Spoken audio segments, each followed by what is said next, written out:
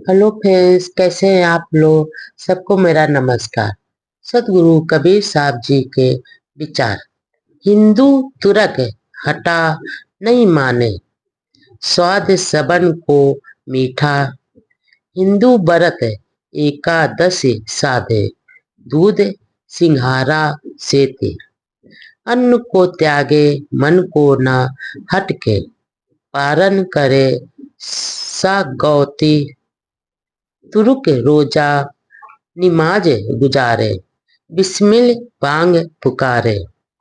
इनको भी शिस्त कहाँ से होवे, जो साझे मुर्गी मारे। हिंदू की दया मेहर तुर्कन के, दोनों घट से त्यागी। ई हलाल व झटका मारे, आग दोनों घर लागे।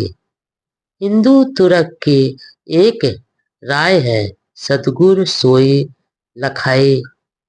कई कबीर सुनो हो संतो, राम न कहूँ खुदाए।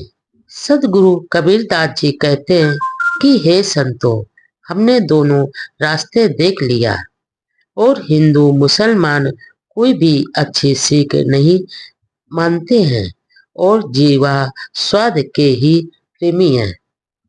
हिंदू एकादशी व्रत तो रहते हैं, परंतु अन्न को छोड़कर बाकी दूध सिंघाड़ा आदि जमकर वो खाते हैं और दो दशी को मांस के सहित पारण करते हैं। इसका तात्पर्य यह है कि 10 इंद्रिय एवं 11वां मन इस एकादशी को नहीं देखते और ढोंग हमेशा ढोंग करते रहते हैं।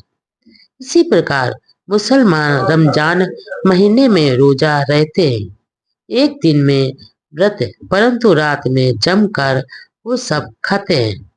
एक दिन में नमाज पढ़ते, अल्लाह का नाम लेकर मस्जिदों में अजान देते, परंतु रात होते ही मूक प्राणी मुर्गी आदि मार कर खा जाते हैं।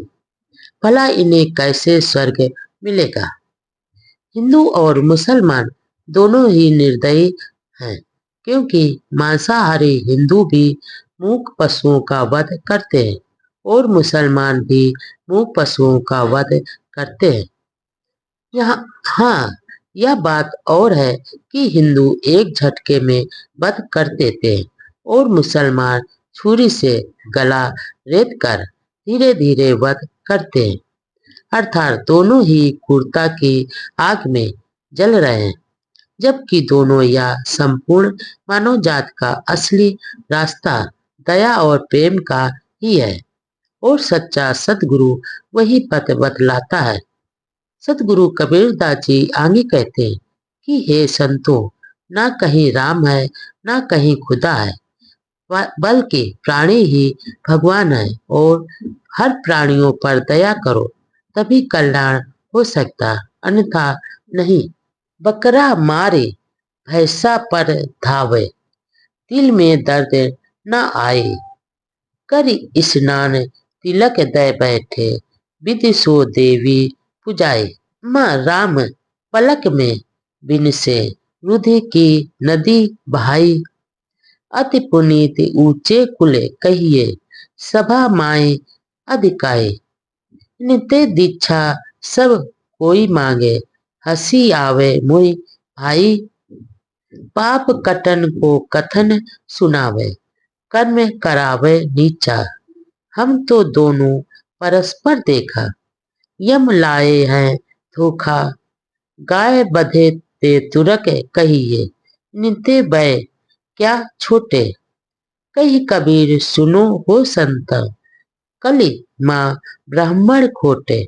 यहाँ पर सतगुरु कबीरदास जी कहते हैं कि हे संतो, धर्म के नाम पर जीव हत्या कहाँ का न्याय है। ब्राह्मण भी चतुर कसाई है, क्योंकि वह भी जीव हत्या करके भी ये पूजे बिना बने रहते हैं। देवी देवताओं के मंदिरों में या देव स्थानों पर बकरा मारकर चढ़ाते हैं और भैंसे पर भी धावा बोलते रहते हैं। इनके दिल में जरा सी भी दया नहीं आती।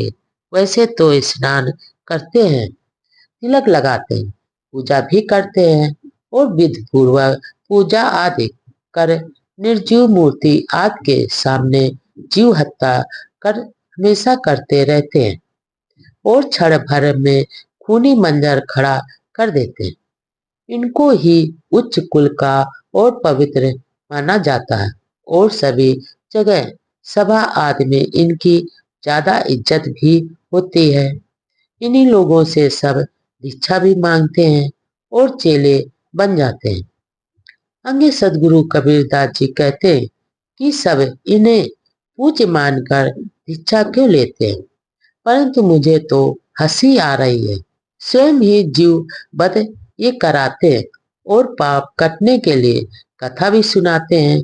मैंने तो इनके कथन और कर्म का मिलान किया तो यमराज की लीला या धोखा ही लगती है और यमराज के धोखे या जाल में हमेशा ये सब पड़े रहते हैं।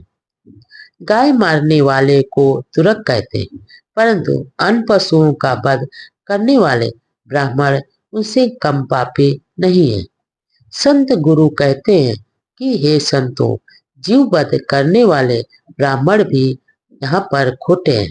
पिया पियाला प्रेम सुधारस मत वाले सत्संगे अर्धे ऊर्धे भाठी रूपिन लेते कसा रस गारी मुने मदन काटे कर्म कसमल संति चुवत अगारी गोरख दत्त वशिष्ठ व्यास कपि नारद सुख मुनि जोरी बैठे सभा शंभु सन का दिक तहाँ फिरे अधर कटोरी अम्बरीश और याग जनक जड़ शेष सहस मुख फाना कहाँ लो गानो अनंत कोटि लो अमहल महल दीवाना ध्रुव प्रहलाद विभीषण माते माती सेवरी नारी निर्गुण ब्रह्म माते वृंदावन अजौ लागो कुमारी सुर नर मुनि यति पीर औलिया जिन रे पिया तिन जाना कहे कबीर गूंगे की शक्कर क्यों करे बखाना। यहाँ पर सतगुरु कबीरदास जी कहते हैं कि हे संतों, अपनी अपनी बातों पर भक्त और ज्ञानी दोनों हमेशा अड़े रहते हैं और दोनों ही आध्यात्मिक भावनाओं एवं विचारों में हमेशा वो डूबे हुए रहते हैं। ये संत संगी जन प्रेमा अमृत रस का प्याला हमेशा पीते हैं। साधक जन शरीर के निचले और ऊपरी भाग को भट्टी बना लेते हैं और अनुभव रस निचोड़ लेते हैं। यही नहीं, ये तो काम वासना को भी जीत कर तथा कर्म संस्कारों की मूर्छा एवं मोह को काटकर शुद्ध हो जाते हैं और इनके हृदय पात में अनुभव रस निरंतर टपकता रहता है। आगे सदगुरु कबीरदास जी कहते हैं कि हे संतों, इसी अध्यात्म रस के रसिक गोरखनाथ दत्रोय वशिष्ठ व्यास हनुमान नारद सुखदेव मुनि शंभु सनक सनंदन सनातन सनत कुमार अमरीश अज्ञावल जनक जड़ भरत हजार मुख वाले शेष नाग त्यागी ग्रस्त ध्रुव प्रहलाद विभीषण सपरी सुर नर मुनि यति पीर अवहिल्या आदि बैठे हैं।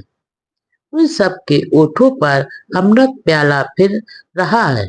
सब अपने अपने अनुभव में दीवाने बने हुए बैठे हैं। यहाँ पर सदगुरु कबीरदास जी कहते हैं कि संतों, निर्गुण ब्रह्म ने सगुण बनकर वृंदावन में रास किया था।